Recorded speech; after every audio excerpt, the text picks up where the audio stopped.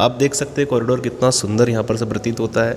आप देख सकते हैं कितने दर्शक अलग अलग स्थानों से पूरे विश्व से यहाँ पर दर्शनार्थी आते हैं और दर्शन करते हैं।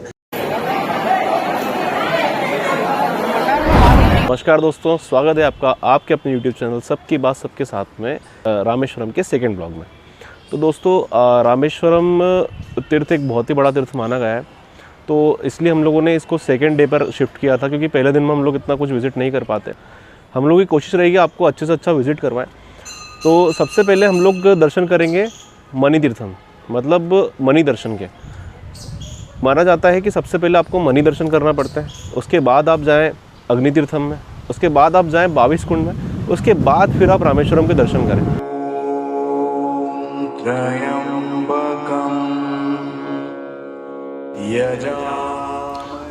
तो दोस्तों हम लोग आज सेकेंड डे के दिन रामेश्वरम दर्शन के लिए जा रहे हैं, और माना जाता है यहाँ के कुछ अलग ही रहस्य हैं। जैसे कि हमें यहाँ पर आकर पता चला कि अगर आप रामेश्वरम दर्शन के लिए जा रहे हो तो सबसे पहले आपको करना पड़ेंगे मणि दर्शन। जी हाँ, मणि दर्शन का एक अलग ही महत्व है। माना जाता है कि जो शेषनाग है, शेषनाग की जो मणि होती थी वो शिवलिंग के रूप में यहाँ पर दर्शन किए जाते हैं, जिसका समय होता है प्रातःकाल 4 से 5 बजे। आपको मणि दर्शन करने के लिए जहाँ भी निवास स्थान पे आप रुके हैं उसके लिए आपको सुबह सुबह मॉर्निंग में उठकर बिना नहाए धोए, जी हाँ बिना नहाए धोए, आपको आपके सिर्फ वस्त्र चेंज करने हैं। आपको फ्रेश होकर आपका जो भी है ब्रश करने के बाद में आपको निकलना है होटल से। जैसे ही आप वहाँ से निकलेंगे आप जाएंगे, वहाँ से एंट्री फ़ीस लगती है मणि दर्शन के लिए। कुछ VIP एंट्री फ़ीस लगती है जो कुछ 250 रुपये का शुल्क है, किसी का 50 रुपये शुल्क है, कोई 20 रुपये एंट्री है। तो ऐसी अलग अलग एंट्री आपको देखने को मिलेगी। वो एंट्री चार्ज जो भी आपको लगता है ठीक है, आप लेकर बिल्कुल दर्शन कर सकते हैं। इसका महत्व ये माना जाता है कि जो शेषनाग है उनका जो मणि है उसके दर्शन यहाँ पर आपको सुबह सुबह कराए जाते हैं। इसके बिना रामेश्वरम तीर्थ के दर्शन नहीं माने जाते हैं, तो ये दर्शन आपको बिल्कुल करना चाहिए। अब दोस्तों मणि दर्शन के बाद में आपको जाना है अग्नि तीर्थम। जी हाँ, अब जो सामान्य वस्त्र आपने धारण किए हुए थे मणि दर्शन के टाइम पे, वही आपको सेम स्टेप के साथ में आगे लेकर जाना है। आप देख सकते हैं ये है अग्नि तीर्थम का गेट। जी, यहाँ से आपको एंट्री करके आप जा सकते हैं समुद्र तट पर। यहाँ से ही आपको स्नान करना होता है। इसकी एक अलग ही मान्यता मानी गई है। यहाँ पे आप बिल्कुल स्नान करें, 5 डुबकियाँ महादेव के नाम की यहाँ पर ले, सूर्य देव के आप दर्शन करें।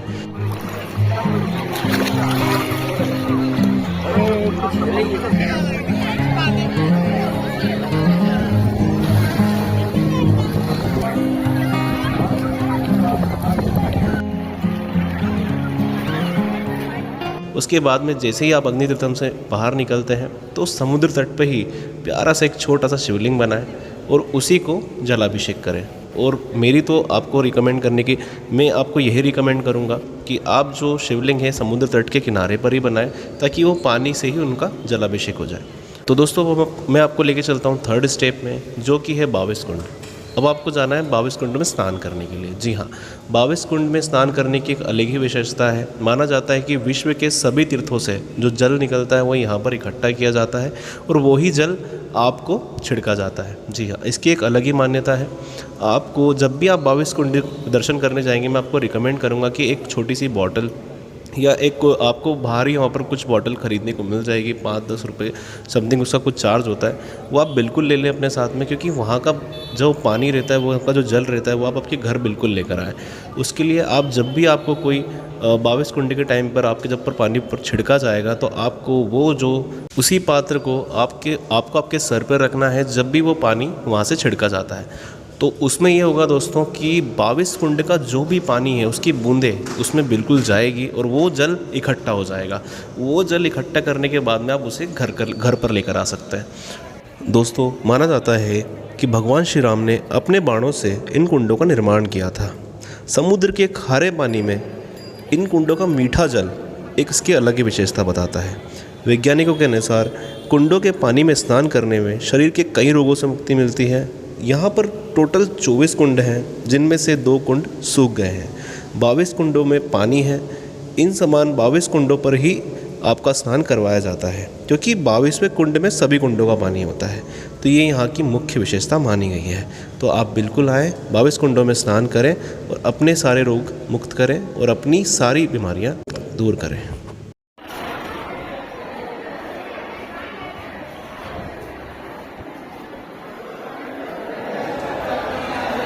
अब दोस्तों जो हमारी आखिरी स्टेप है वो है रामेश्वरम दर्शन। जी हाँ, अब आप रामेश्वरम दर्शन के लिए जा सकते हैं। अब आपके जो गीले वस्त्र हैं अब आप उसे चेंज कर सकते हैं, आपके निवास स्थान से आप उसे चेंज कर लें। और मैं रिकमेंड करूँगा कि आप बिल्कुल धोती कुर्ते में ही जाएँ, क्योंकि साउथ इंडियन का एक अलग ही स्टाइल उसमें दिखता है।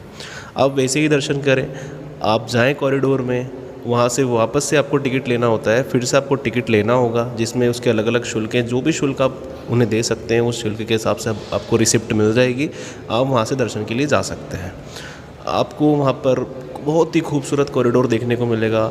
तो दोस्तों वैसे तो जो मंदिर प्रांगण है वहाँ पर कैमरे फ़ोन अलाउ नहीं होते हैं, लेकिन हमने कुछ स्पेशल परमिशंस के साथ में, कुछ लिमिटेशन परमिशंस के साथ में कुछ आपके लिए वीडियोस लेकर आए हैं। आप देख सकते हैं कॉरिडोर कितना सुंदर यहाँ पर से प्रतीत होता है। आप देख सकते हैं कितने दर्शक अलग अलग स्थानों से, पूरे विश्व से यहाँ पर दर्शनार्थी आते हैं और दर्शन करते हैं। बहुत ही मुश्किल से मैंने आपके लिए कुछ वीडियोज़ निकाली हैं, आप बिल्कुल देख सकते हैं हमारे चैनल के माध्यम से।